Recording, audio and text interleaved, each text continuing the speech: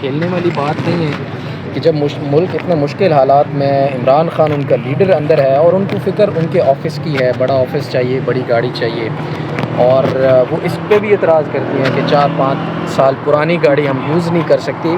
آپ کا اس کے اوپر کیا موقف ہے؟ آپ بھی خاتون ہیں، اسی پارٹی سے ہیں، پولیٹیشین بھی ہیں آپ۔ شکریہ قمر۔ دیکھیے مجھے ابھی میں نے ٹویٹر پہ خود دیکھا کہ اس طرح کی کوئی سمری تھی مشیر صاحبہ کے لیے، پھر ان کے لیے وہ آرڈر ہوا، پھر وہ آرڈر ریجیکٹ ہوا، اور اس پہ کافی تلخ P T I Khyber Pakhtunkhwa کی ایک ٹویٹ بھی آئی ہے، اور سی ایم کو بھی کافی غصہ چڑھا ہے۔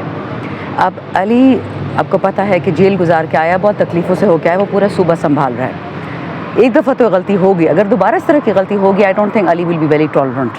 اور جس طرح خان صاحب نے بڑے بڑوں کو اڑا کے رکھ دیا، نام تھے جی شوگر مافیا، فلانا مافیا، فلانا، سب کے سب کھڈا لائن لگ گئے۔ کوئی بھی کے پی کی حکومت یا کے پی کے عوام کے ساتھ کھلواڑ کرے گا۔ پھر میں کے پی کے کی طرف آؤں گا کہ مشال یوسفزئی آخر اپنی سیٹ پر ابھی تک کیوں قائم ہیں؟ کیونکہ وہ مسلسل پاکستان تحریک انصاف کے نیریٹو کے خلاف بات کر رہی ہیں۔ آخر کون سی ایسی قوت ہے جس نے ابھی تک ان کو لگایا ہوا ہے؟ کن کا پریشر ہے جس کی وجہ سے ان کو نہیں ہٹایا جا رہا؟ فرینکلی مجھے نہیں پتا جی، نہ میں ایپیکس کمیٹی میں، نہ میں کور کمیٹی میں ہوں، ٹھیک ہے، بٹ جو بھی ان کو لے کے آیا ہے وہ تو دیکھ ہی رہے ہوں گے۔ تو اگر انہوں نے پارٹی کو تباہ کرنا ہے، اب خان صاحب سے کل لوگ ملنے جائیں گے، بات کریں گے انشاءاللہ، اگلے ٹیوزڈے تھرسڈے کو بھی لوگ ملنے جائیں گے، بات کریں گے، تو یہ بات تو پہنچے گی ان تک۔ اب ہماری پرزمپشن ہے کہ خان صاحب نے ان کو لگوایا ہے، بٹ کسی اور نے اگر بیچ میں لگوایا تو پھر اپنی گیمز کھیل رہے ہوں گے۔ میں تو بلکہ یہ کہنے والی تھی کہ آپ نے دیکھا کہ 3 چیزیں جو کے پی نے ہمیں کی ہیں جو ٹک ٹاک کی حکومت ابھی تک نہیں کر پائی ہے۔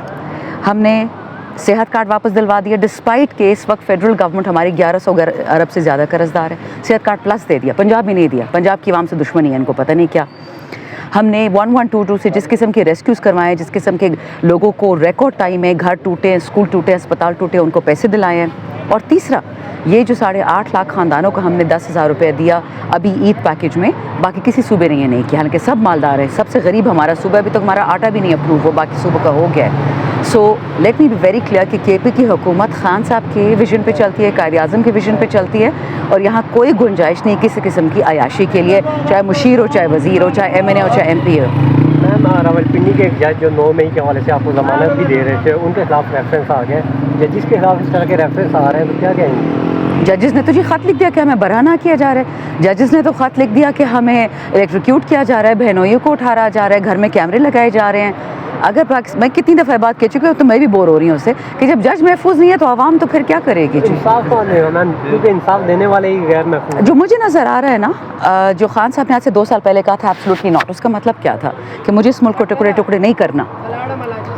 جب بھی خان صاحب کے پاس ہم جیل میں گئے، انہوں نے بنگلہ دیش کی بات کی ہے کہ ملک نہیں ٹکڑے کرنا۔ آپ لوگوں نے بہاول نگر میں دیکھا، بہاول نگر میں کیا ہوا، پاکستان کی 2 امپورٹنٹ فورسز آپس میں ٹکرائی، پنجاب پاکستان کا سب سے بڑا صوبہ، اس کی پولیس ٹکراتی ہے افواج پاکستان سے، جو بھی تھا اس کی ڈیٹیل دیکھی جائے گی۔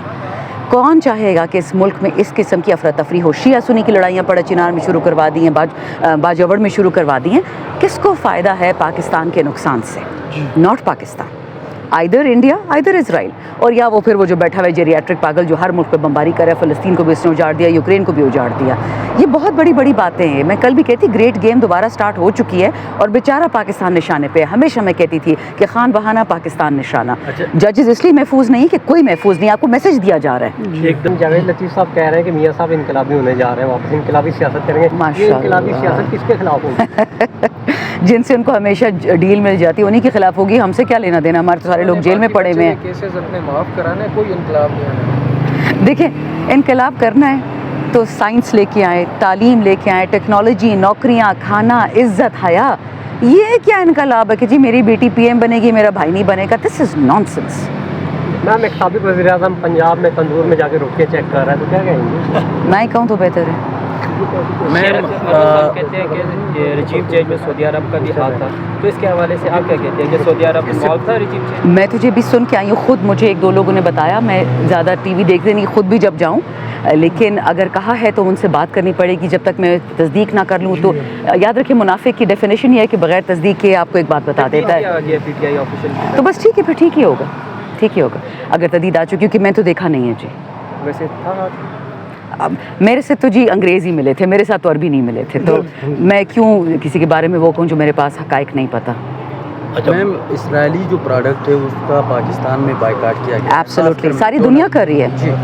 تو کل مریم نواز جو وزیر اعلیٰ پنجاب ہے انہوں نے مری میں اسکول میں بچوں کو میکڈونلڈ بھیجا, اس کی پوسٹ ٹویٹر پہ اس کو ان کی جو پکچرز ہے وہ اپلوڈ کر دی اور پھر ڈیلیٹ کر خود کھاتے ہوئے بھی انہوں نے جی آئی ڈونٹ نو بیرونی عقاب کو خوش کرنا ہے یا اپنی کیا کہتے ہیں لا علمی کا اظہار کرنا ہے. I don't know. ساری دنیا نے میکڈونلڈس کو, بلکہ میکڈونلڈس نے بھی اسرائیل میں ان کے 235 آئی تھنک وہ تھے ریسٹورینٹ سب کے سب واپس خرید لیں اسرائیل سے. ان کو اتنی زور کا دھچکا لگ رہا ہے, اربوں کے ڈالرز میں لگ رہا ہے. تو یا ہم لا علم ہے اور یا پھر ہم بیرونی عقاب کو خوش کریں, دونوں میں سے ایک تو ہوگا نا. اسرائیل کو تسلیم کرنے تو نہیں جا رہے کیونکہ کبھی بھی حکومت نے جب سے یہ حکومت بنی ہے اسرائیل کا نام نہیں لیا. پھر جیسے فارن افیئر کی طرف سے ایک بیانیہ آیا تھا اس میں اسرائیل کا نام بھی نہیں لکھا ہوا, قاتل کا نام نہیں لکھ رہا مقتول کے. وہ جو ہمارے تھے care taker prime minister Kakar صاحب, انہوں نے بھی اس طرح کی کوئی بات البتہ کہی تھی, مجھے یاد ہے نیشنل ٹی وی پہ کہ قائد اعظم نے جو آئین بنوایا, جو آئین میں شقیں لکھوائیں